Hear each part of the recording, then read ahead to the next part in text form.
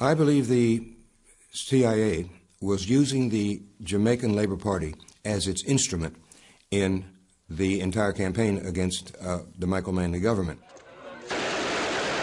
I'd say most of the violence was coming from the Jamaica Labor Party side, and behind them was the CIA in terms of getting the weapons in and getting the money in with all the propaganda guidance, because there was a steady stream, a continuous campaign of propaganda against the Manley government.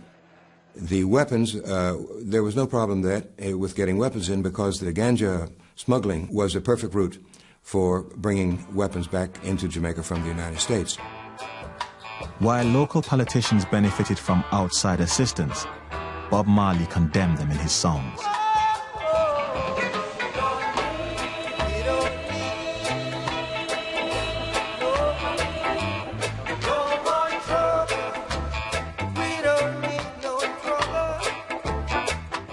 The CIA would look upon the radical political content of reggae music as dangerous, because it would help to create a consciousness among poor people, among the great majority of Jamaicans.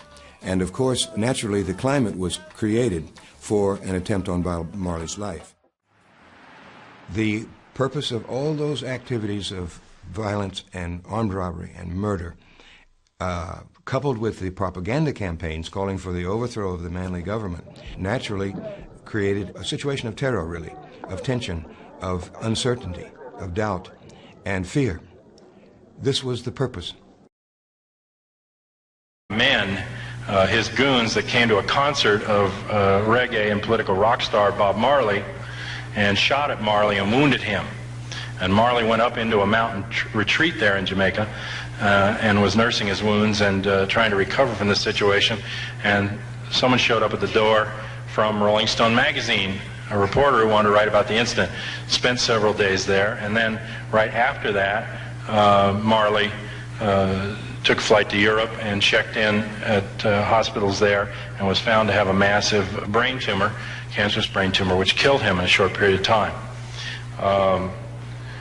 Cancers of this sort have been and can be introduced from outside and artificially. It happened in many cases, including Martha Mitchell and Jack Ruby, different melanomas. These were things that the Nazis studied and Fort Detrick studied for many years, and it came to light in a Rolling Stone magazine article. It just, or I guess, didn't know what was happening, that the person who had impersonated one of their reporters, in fact, didn't work for them, and was Neil Bush. Now, what's Neil Bush doing with Bob Marley at his house a few days before he dies of a massive brain tumor? I guess we're supposed to believe he's got an extensive interest in reggae music. Let's take a look at some of the things which Lewis Wolf had to say, and we'll let you comment ever so often on this, okay? What, in the years that you've been publishing it, do you think are some of your most significant revelations? Are there some stories that even shocked you? Well, I think one of the big stories that we were able to document in some detail was the whole scope of CIA activities, similar to what the CIA did in Chile, and which was documented by the Senate Select Committee, was the whole covert action program in Jamaica in between 1976 and 1980.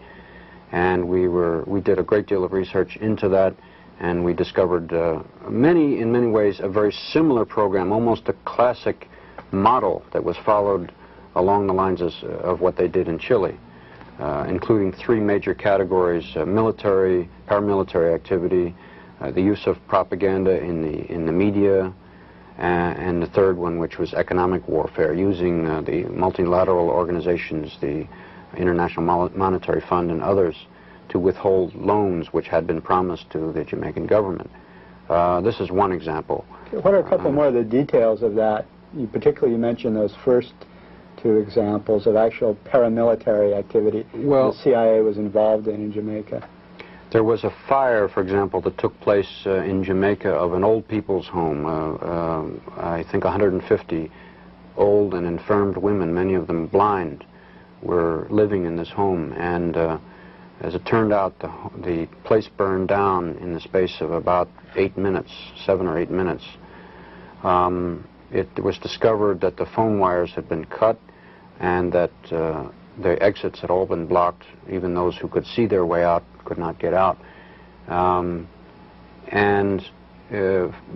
the means by which the fire was set was the use of a petroleum jelly, which was unavailable in Jamaica. This was one indication, among others, that there was outside help. Why would the CIA, you might ask, why would the CIA want to murder 150 old women? It was because it was an effort, part of a very large-scale effort to discredit the government in Jamaica, which was at the time headed by Michael Manley, the Prime Minister. There were images produced of Michael Manley in the media, in the Daily Gleaner, which was the newspaper which the United States, through the CIA, helped to support. And there is a good deal of evidence of that. There were images of Michael Manley showing a death mask. I mean, it was his face which had been somehow made to look like a death mask, although it was pretending to be a photograph of him. And there were many ways to try and discredit him. This is very, very similar, in fact, to what the CIA did to try and discredit Salvador Allende in Chile. If you remember, Richard Nixon instructed the CIA in a meeting which was in 1970 in the White House, and there was a document in the Senate report which is reprinted, and he said, "Make the economy scream." Those were his words. And that's, of course, what the CIA proceeded to do in Chile, and that's what they also did in Jamaica. They also furnished a lot of munitions and assistance to the terrorist squads that were going around killing people in the cities and also in the countryside in Jamaica as well. That's correct. Well, John, you had a trip down to Jamaica, and you saw a lot of these things about Jamaica with your own eyes, right?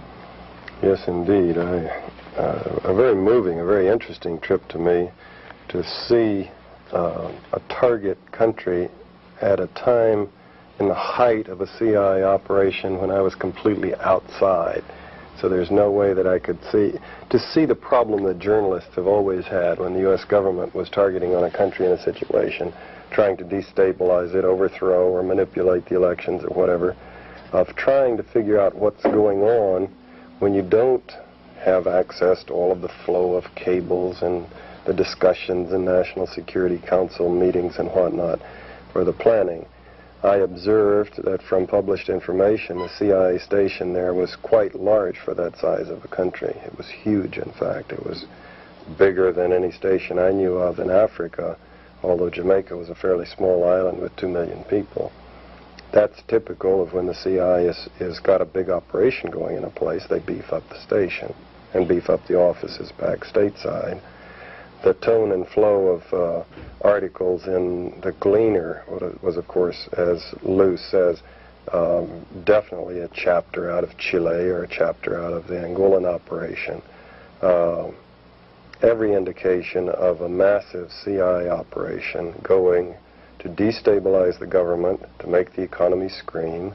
And in that case, I would say that probably someone got promoted for that one, probably several people. Because Manley was run out of office. Because it worked. By a legitimate election. Without a scandal, without an assassination, without the things that have caused the CIA so much grief, Manley, a champion of social democracy, of giving the people a piece of the pie, was thrown out of office, and an arch-capitalist was put in office. And again, there was minimal adverse publicity. Lew Wolf and the others were studying the situation and did publish about what was going on, but it was not published in the New York Times and the Washington Post, and the big television networks didn't do studies on it, primarily because even if the journalists of the big organs knew what was happening and might have wanted to, they really just, because of the secrecy, couldn't get the truth about what the United States was doing. Yeah! Because until the philosophy which old one race superior and another inferior is finally and permanently discredited and abandoned, war!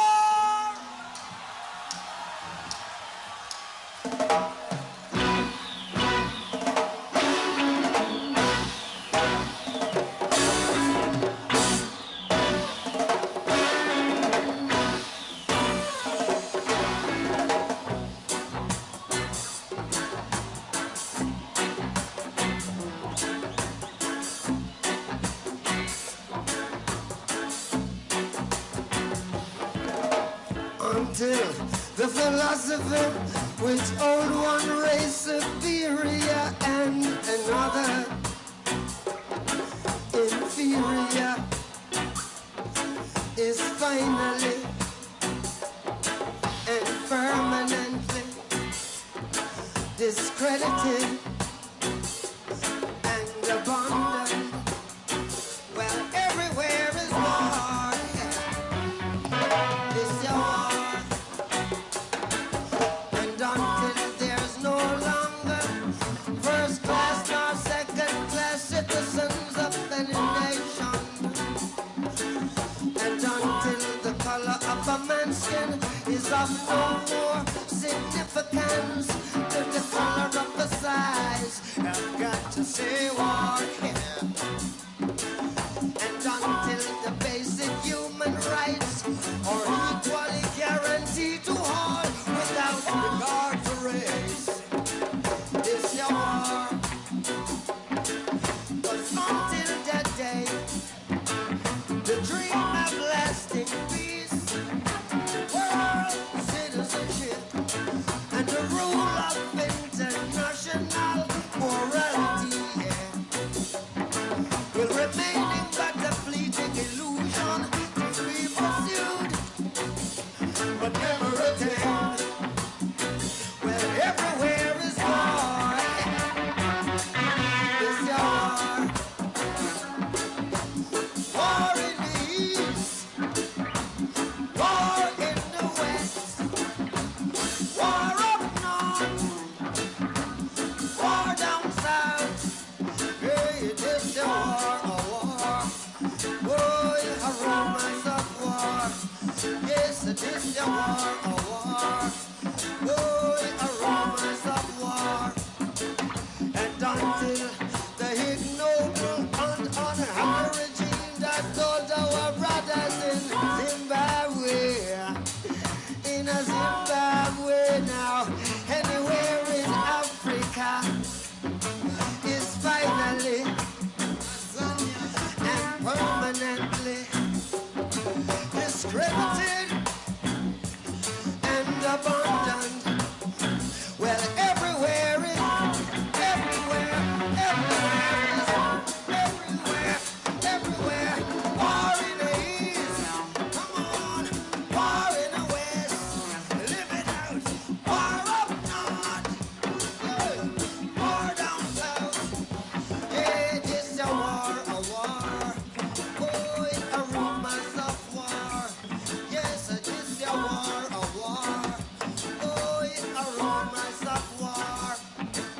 'Cause until that day, the African continent will not know peace. We Africans will fight, we find it necessary.